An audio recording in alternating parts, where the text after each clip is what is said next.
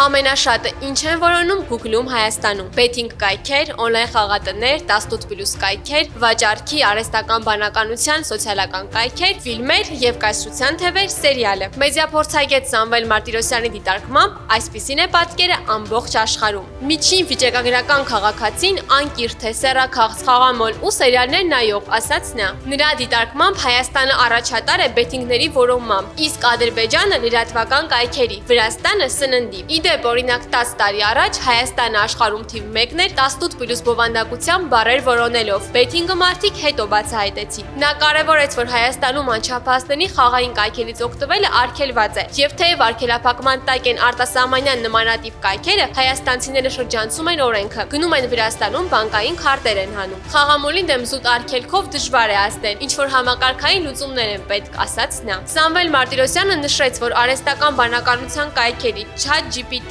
Gemini որոնումները եւս կտրուկ աճել են։ Մասնագետը ընդգծեց, որ հատուկ իրավիճակներում որոնումները փոխվում են։ Օրինակ, Քիմ Քարդաշյանի Հայաստան այցի ժամանակ փոխվում են որոնումները ոչ միայն Հայաստանում, այլ ամբողջ աշխարհում, եւ մեծանում է Արմենիա բառի որոնումը։